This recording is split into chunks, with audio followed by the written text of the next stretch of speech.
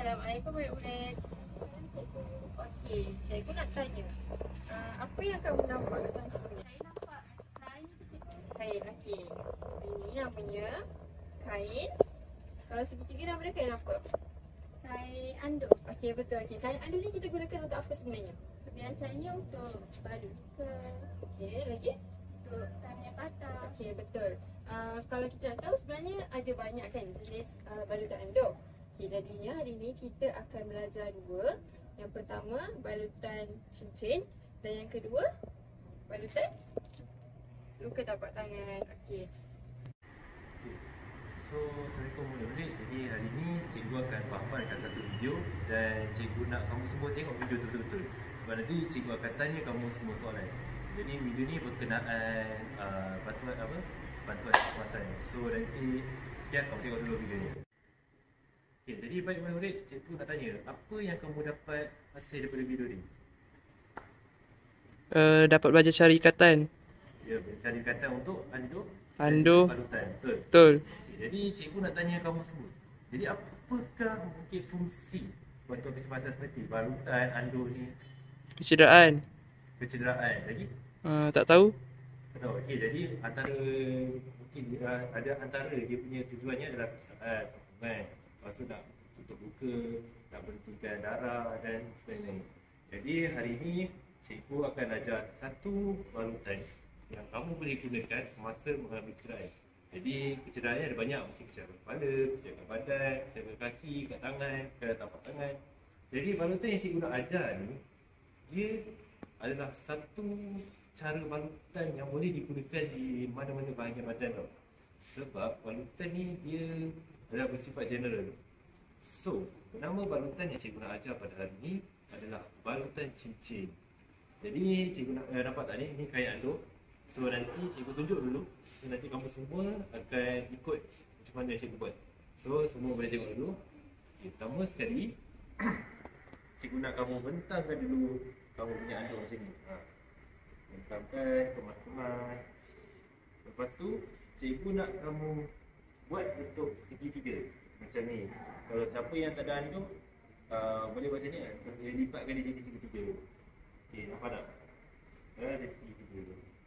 So dah bentuk segitiga ni, kamu letakkan, bagi apa kemas lagi. Seperti ni. Okay. Kerja langkah seterusnya adalah cikgu nak ini bahagian atas ni kamu tarik ke bawah.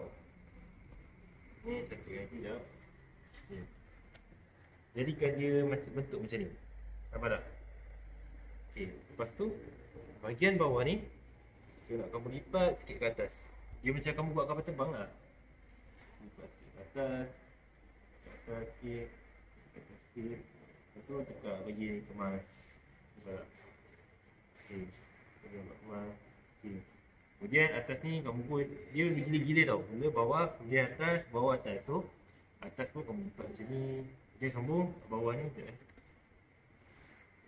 Lepas tu sebawah ni pun sambung. Lipat sikit ke atas. Okay. Lepas tu kemaskan.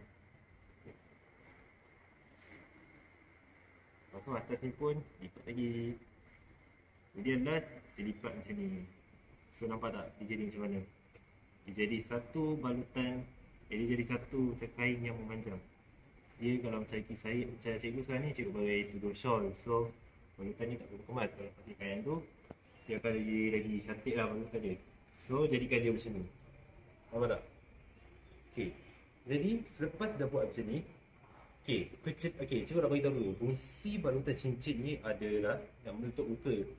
Dan juga kita tak nak kecederaan disebabkan satu benda objek tajam tu dia pegang. Okey, cikgu beri contoh okey. Katakan ni pisau. So, contoh pisau.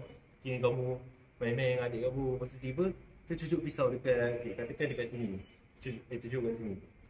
So, bila tercucuk kat sini, kamu nak buat macam ni, takkan nak tarik kan? Tak boleh, jangan tarik sebab nanti dia punya darah kat dalam ni dia akan masuk keluar. So benda tu akan membuatkan mangsa akan mengalami kekurangan darah dan seterusnya boleh bawa kepada kematian. Jadi benda tu bahaya. So langkah yang kamu boleh buat menggunakan balutan cincin ni adalah bila dah tercucuk, first step adalah ambil kain. Lepas tu kamu ukur ukur agak-agak besar mana balutan yang sesuai untuk sekeliling kecederaan tu.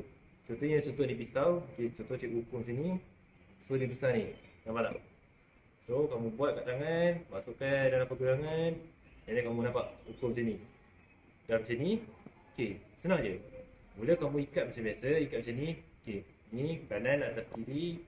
Lepas tu masukkan dalam lubang. Dah masukkan dalam lubang. Okay. Lepas tu kamu pun tarik. Tarik. Bila dah tarik ni, okay, keluarkan tangan. Okay, dia akan jadi macam ni. Nampak tak? Lubang kat sini. So, bila dah jadi macam ni, apa yang kamu kena buat, just gulung-gulung je. Mula kita start daripada senang, kita start daripada kanan dulu. So, daripada kanan, masukkan ke dalam 1, lepas tu 2. Kemudian, sekejap kemaskan. Lepas tu 3. Okay, lepas tu 4. Dah. Lepas tu kiri pula. Kiri masukkan ke dalam 1. Lepas tu masukkan lagi 1, 2. Lepas tu masukkan 3. Ikutlah panjang mana kain kamu pakai tu. Macam cikgu, kain ni panjang juga. So masukkan banyak sikit. So 4. Lepas tu bila dah macam ni, nampak tak? Dia akan jadi macam dia akan jadi bentuk cincin bulat, kemas. Lepas tu dia macam ni, kamu buatlah ikatan buku sila.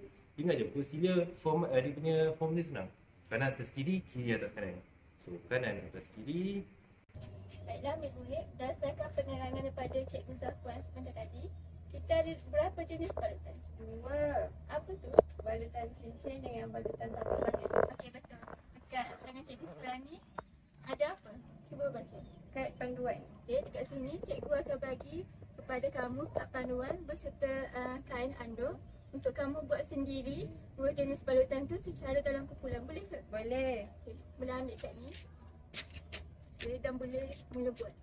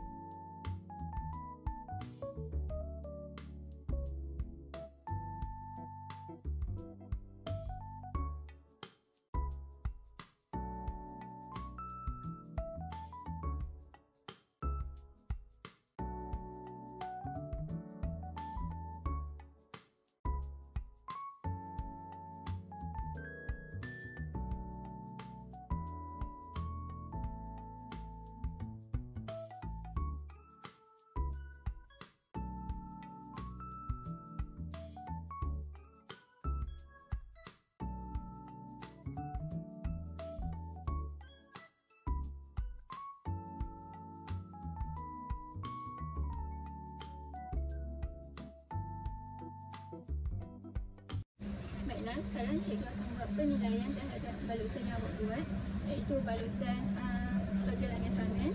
Langkah yang dilakukan adalah betul, iaitu mengikut kad panduan. Sipulan juga adalah kemas, tak ada yang longgar ya.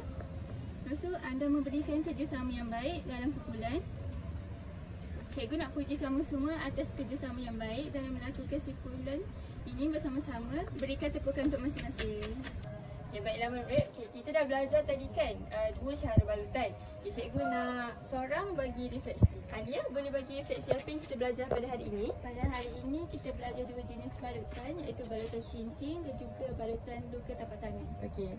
Balutan cincin tu untuk Untuk luka di pergelangan tangan, kalau balutan tapak tangan? untuk luka di tapak tangan. Okey, betul. Okey, itu sahaja kelas kita pada hari ini. Sekian, terima kasih.